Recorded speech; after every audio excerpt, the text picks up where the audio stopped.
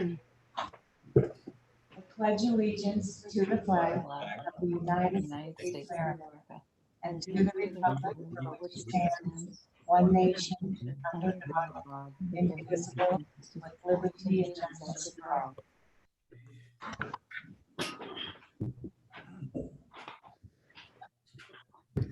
Wendy, you want to take the roll call?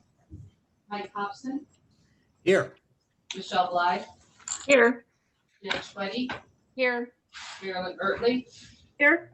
Jessica Stickles, Here. Deborah Nelson, Here. Don Manny. Here.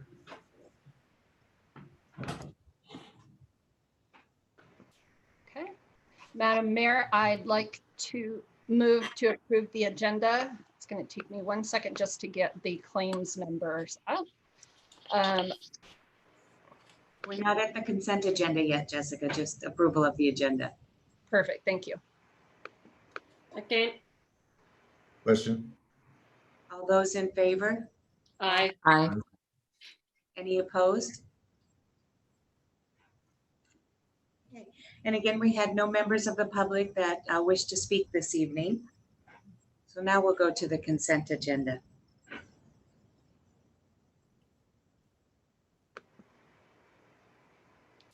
Sorry, I have my documents on the laptop at the same time, so clicking through them is. I apologize. Could you tell me where I would find it? Did you have good claims numbers in her packet? Krista, did you send them to Jessica? No. Oh, did you? They went out with the check register. It's the last page. I don't receive them. When Debbie sends out the check register, it's the very last page in that document.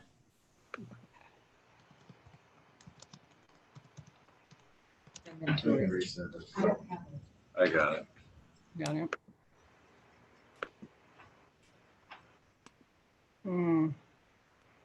I apologize. Is there a way? We'll resend them to you. Okay, so how do I make the motion then? Hold on one moment and you should have the email in just a minute Perfect. or less. Right now. Should now.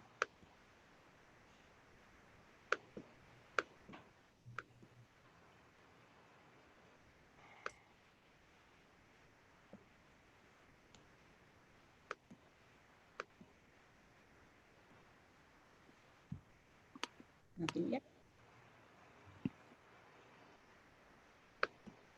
I'll just keep clicking send and receive.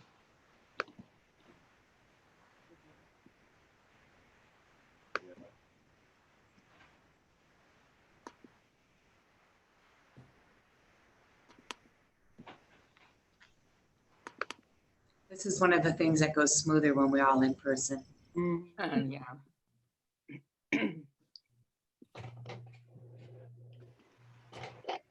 I just sent it. You did? Okay, perfect. Should be at the end of that. I didn't.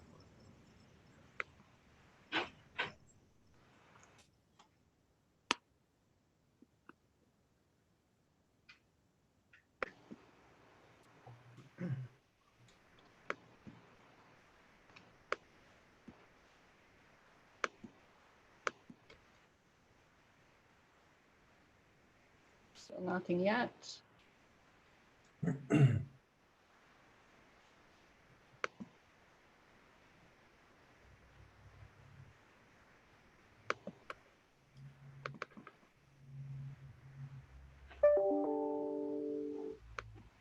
There it is.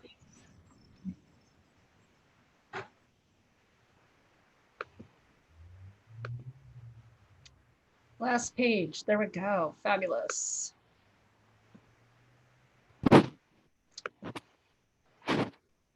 Yeah. Madam Mayor, I'd like to move to approve the consent agenda consisting of the minutes of the April 6th and the April 13th, 2020 council meetings, as well as accounts payables.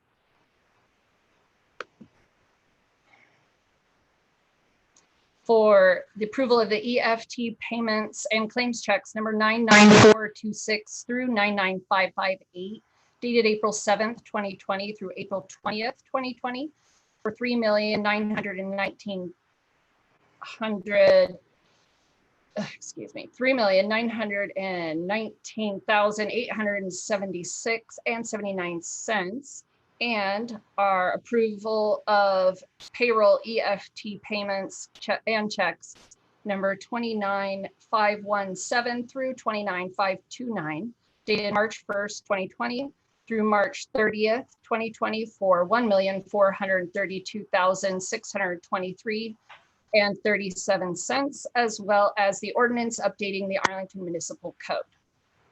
Second. Question? All those in favor? Aye. Aye. Anyone opposed? Okay. So we'll move into our new business this evening. We just have 2 items on our agenda. And the first is the amendment to the Pratik contract for the 204th Roundabout design. And I think Jim Kelly is with us. Hi, Jim. How you doing, Madam Mayor? Can everybody hear me? Yes. Yep. Thank you, Madam Mayor and council members. This item before you is amendment to the Pratik contract for the 204th Roundabout project. That project is on schedule and we are looking to go to ed on May 7th. As we were moving forward with the project, there were a few items that came up, some water lines that we did not know about that we had to take care of, a landscape retaining wall that we not that came out of the design, as well as a rapid rectangular flashing beam that was requested for safety. The design changes amounted to $29,630. We do have funding for this. It will bring their total revised contract amount up to $261,777. Are there any questions about this change?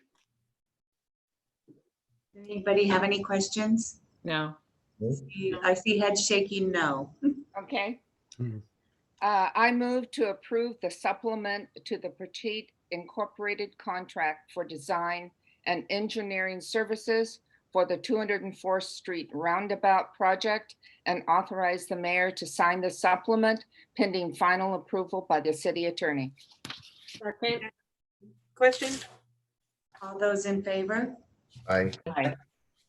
Any opposed? Okay, item passes, Jim.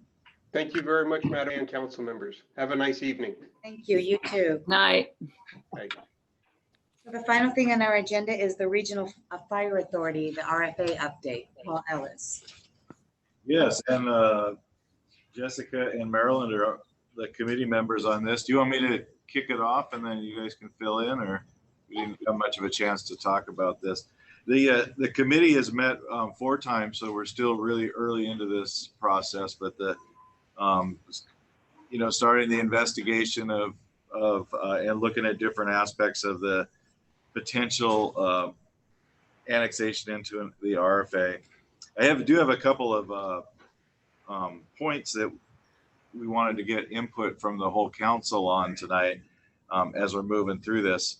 Last month, when we reported back to council, we talked about that the committee had worked on a potential date of February of 2021 of being the election date when this proposal would go to the voters for their consideration.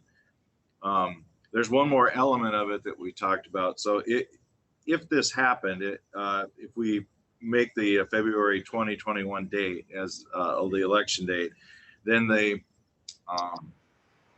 new levy for the RFA would take effect January 1st of 2022. So there's quite a lag before that would happen. The options that we wanted to talk about tonight with the whole council was that we have the opportunity to start the RFA anytime we want to. That would be something we could put into the ballot for the voters to consider.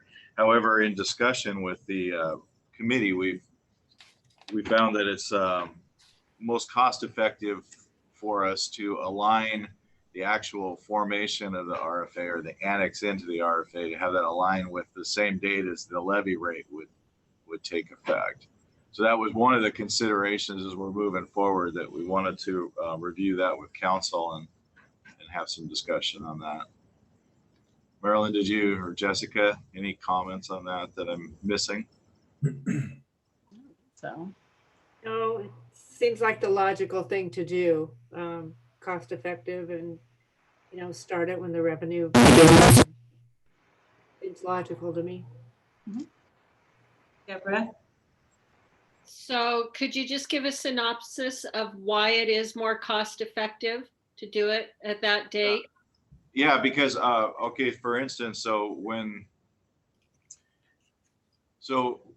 this is a transfer, we're starting when annexing into the RFA means that the citizens in Arlington would be approving a junior taxing district that would be the funding source to fund fire and EMS from that point forward, once it took effect, which would be January of 2022. If we elected to have a different date for the RFA to actually take effect, then the RFA potentially, say that RFA, we wanted it to start earlier than that. There wouldn't be a mechanism in place for a levy rate or any revenue collection for the RFA. So we would have to pay the rate out of the general fund budget to the RFA. And at the same time, the ambulance utility fee, which goes away once the RFA takes effect, if that ambulance utility fee would also go away. So we would end up with losing a revenue source that we're using to pay for the service currently, and then having to make that up out of the general fund. So it just would be cost prohibitive for us to be able to do that. So there'd be a funding gap period of time is what I'm hearing you say. Is that correct? That's correct. So aligning the dates so that the RFA, the actual annexation, takes effect at the same time that the levy authority goes in, solves that problem, because then the fire and EMS are funded. Makes sense. Thank you. And it wouldn't be it isn't a waste of time, because if this, what it would do is essentially the voters would vote on this in February of 2021. If it passes, then the annexation would take place January 1st of 2022. So there'd be about 10 or 11 months there that would be used to make the transition, because we would be transitioning employees over. And then, so there's some logistical items that we need to do, and that would give us some time to do that. Anybody else question on that? Yeah, and so it sounds like financially then, there really isn't another way to do it. This is the most effective way, is to have it effective 2022. Yeah. There would be really no other way of doing it, right? There's no other cost-effective way. Right. I'm bringing it up because we do have the option of doing anything in between. This just is the most cost-effective way to do it. Okay. So if we had the funding gap, is it fair to say that we would not be able to fund some other services that we provide from the city? Correct, because we would have a revenue gap, and we would have to fund the fire service to the RFA. So it would take from other general fund services. Jan? And I agree with what you're saying. And as another point is, we don't know what this freeze is going to do to us financially yet. And we're going to have to make up general fund money before this is all over. And until we know what's going to happen, yes, we need to wait and do it all at once. Yeah, but realistically, we won't make up the general fund money. There's no way to do that. We're just going to have to tighten our belt and maybe look at service reductions or whatever, however deep it is. We'll have to be ready to react to that. Yes, correct. Anybody else have a question? Mike? Yeah, I do. Can you raise your hand? It's off screen. I didn't see it. Oh, There you go. where's the little symbol that says raise hand? I don't see it at the bottom of my screen here. But anyway, I'm just wondering, when all this is said and done, are we going to end up having an increased tax burden on Arlington citizens and in our North County partners? That's a discussion item that's still yet to have. We're putting that information together, and that was one of our retreat conversations, is to discuss that and get some direction on that. And so we're putting that information together right now. Okay. To be able to present to council. Okay. And then the other question I had, just a general question, and when we were negotiating with Marysville some time ago now, those meetings were open. And I'm just wondering if these discussions that you're having right now with the North County people, are they open as well? And are you broadcasting these, or how is that being addressed? No, this is, we're treating it as a committee. It's just a small group that's studying it at this point. And that's why we're doing these monthly report backs to council, so that all of you get the information that we're talking about. This is really early on. Like I said, we've had 4 meetings, so that really haven't got very deep into things. We just beginning to look at some of the structure and facilities, staffing needs moving forward, and things. So we're fairly right at the beginning of the process. Okay, thank you. Mike, to give you a little sample, something we'll be talking about at our next meeting is kind of the districting sizes and the different options of how many to do. And apparently Karen's got 11 different layouts for us to look at. So, well, I feel like there's still lots to go over. I see. Okay, thanks. Anybody else have any questions or comments? Nope. Does that sound reasonable at this point? Then the idea that the committee is recommending to align the levy and the formation or the annexation into the RFA. Yeah. Deborah, did you have another question? Well, I was just curious, but maybe if it's something that will be discussed later, that's fine. But I was just wondering about, between the 2 departments, is there equity, or is one more worth more than the other? Because North County is larger than us, right? A little bit. Definitely geographic and slightly more population in there. Okay. In the existing RFA than in the city. It's not quite an even split. Is the assessed valuations equal? No, the assessed valuations, and this is very high level because we really haven't, these are items that need to come forward, be studied by the committee, and then come forward to council. But just at a high level, their assessed valuation is a little bit higher in the Stanwood area and that part of the county than we are within the city. So those are things we have to look at and figure out how to make equity between the two. So as we move forward, that it's a fair and consistent process. Good, thank you.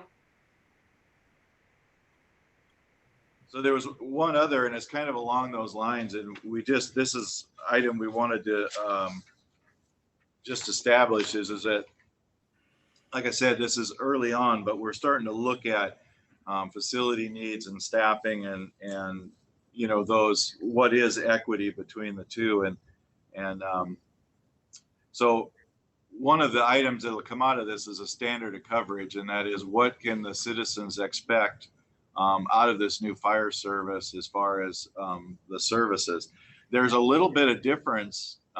Why we bring this up now is there's a little bit of difference between the two, because Arlington, our target response time is 4 to 6 minutes. So that's in our standards what we try to do. In 2019, we were our average response time was 6 minutes and 19 seconds. So we're a little bit, you know, at the top end of that, but, you know, certainly not too far out of range. However, Stanwood's response time is 5 minutes, 15 seconds. So their response time is actually better than ours. Now the chiefs have done some analysis on that, and it has to do with the fact that Stanwood is just a smaller geographic area. So the majority of the population is in a denser area than Arlington, making it easier for them to have quicker response times.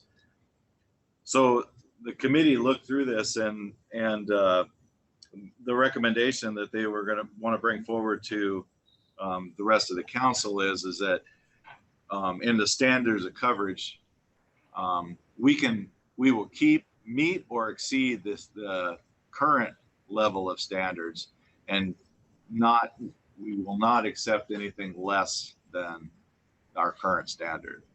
Because there is a difference there, we can't say this is what the standard is going to be, because just by the geographic area, likely Stanwood will always have a better response time than we will. Does that make sense? Yes. Any questions about that? One question. Go ahead, Deborah.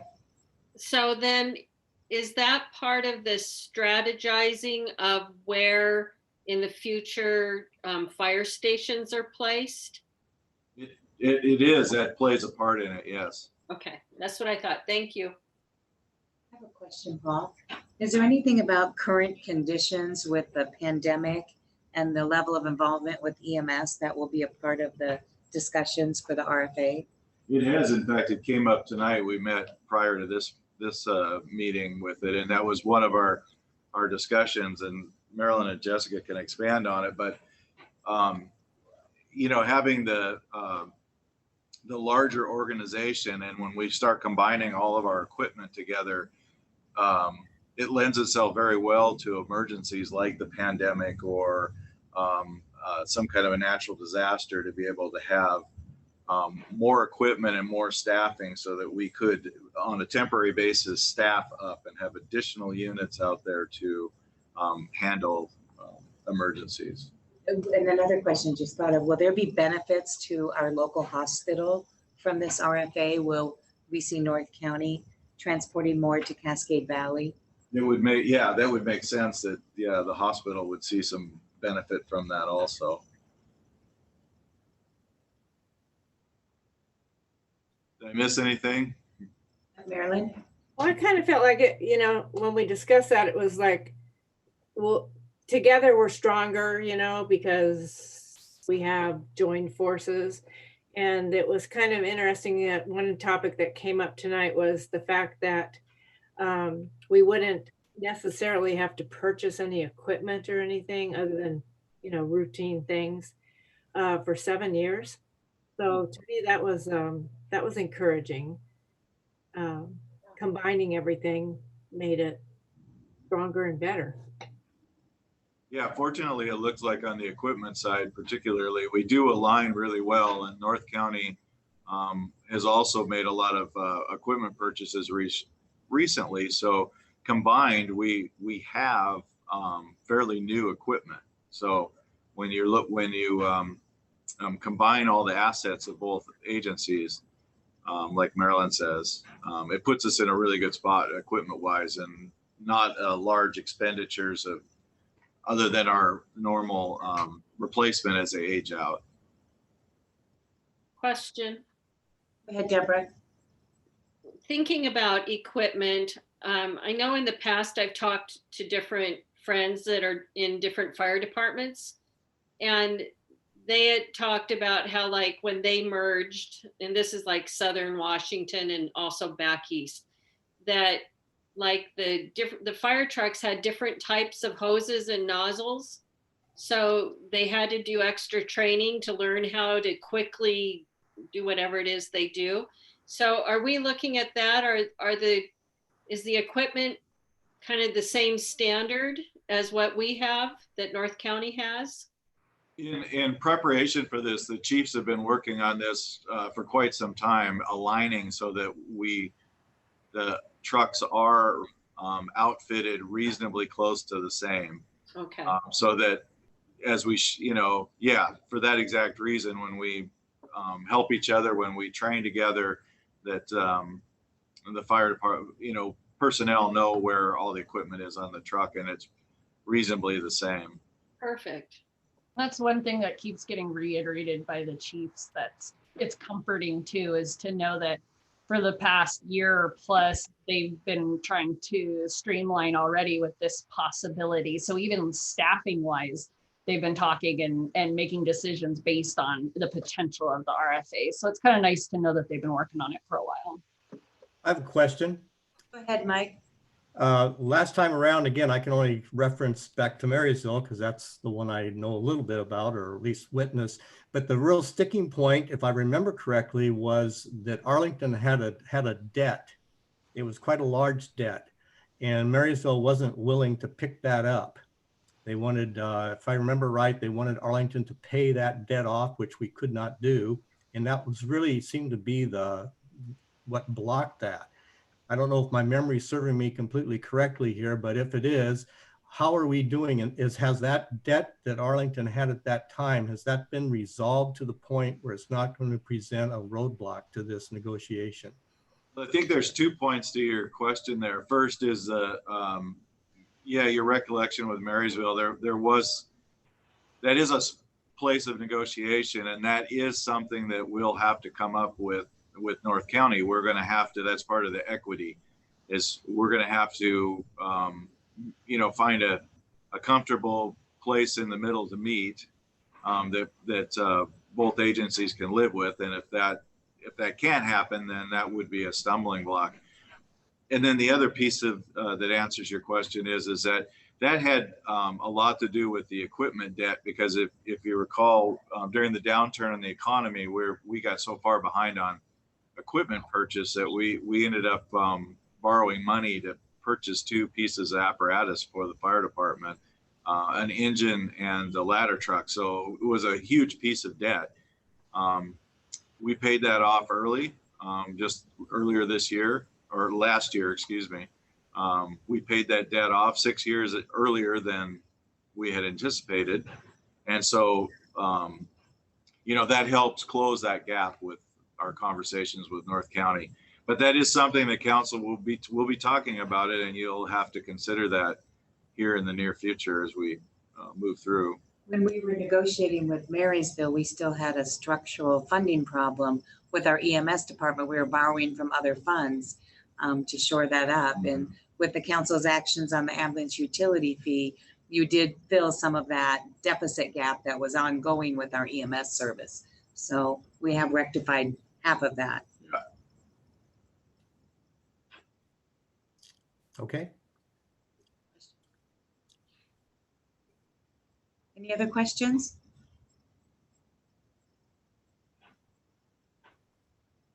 For those on the line, they're shaking their heads no.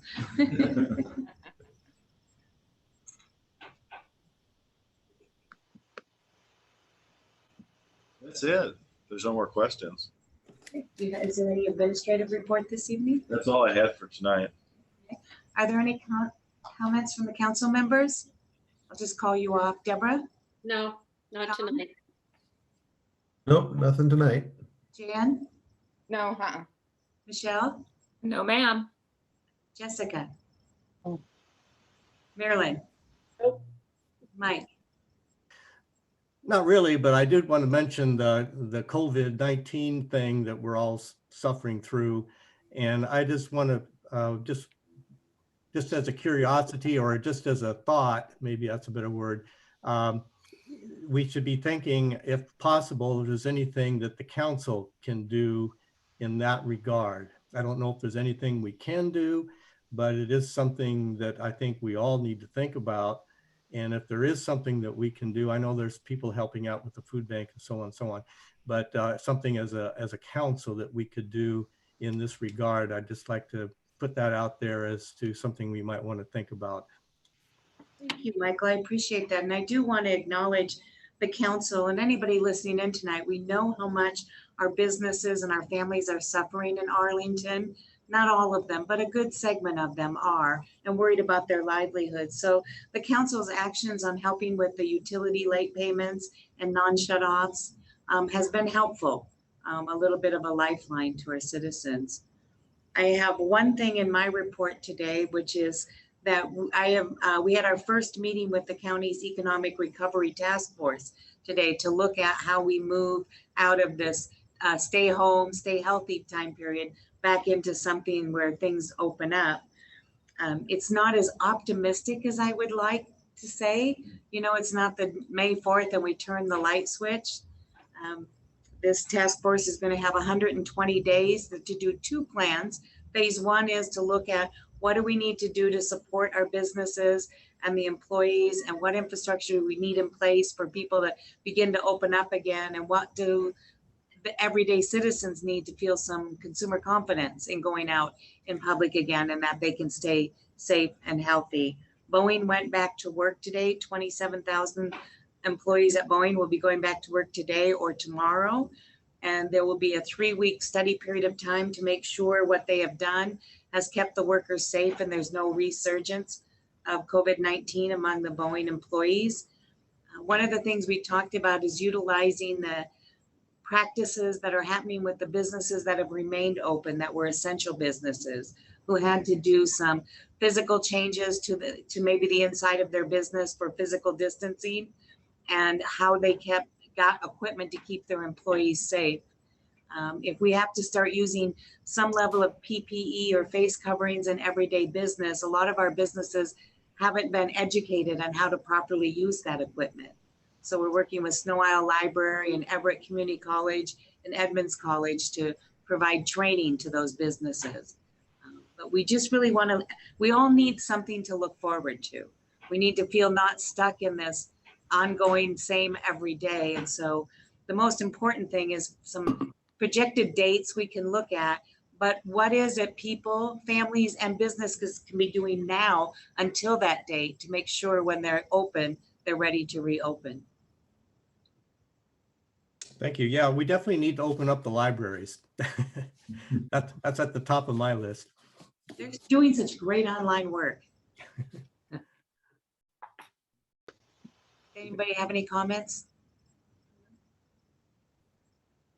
So we will be setting up a local task force for our Arlington businesses made up of 8 different industry sectors, so that we have information of what's actually happening here, you know, that we can feed back up to the county level and to the state level as people make their plans. So this is going to be structurally very different for large and medium-sized businesses than it's going to be for our smaller hometown businesses. They're really 2 different animals to look at. And a lot of our small hometown businesses rely on those big insurgents of people, the events and the things that we do to feed a healthy Main Street. And we have to figure out how we can get them boosted back into business if those things come back in later, or say in the fall.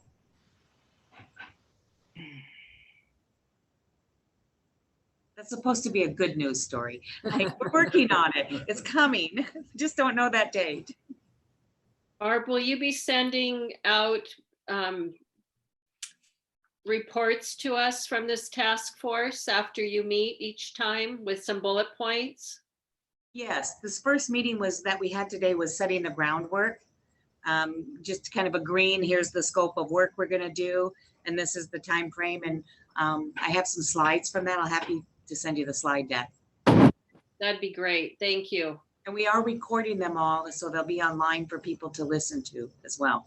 So I'll get that link for you. Perfect. Thank you. Mr. Peichel isn't with us this evening, so there's no need for an executive session. I'm with you. I'm just not with you. Oh, you're invisible to us. Glad you're here. Hi, Steve. Well, Madam Mayor, I would like to move to adjourn. Second. Question. All those in favor? Aye. Aye. Meeting adjourned. Yeah.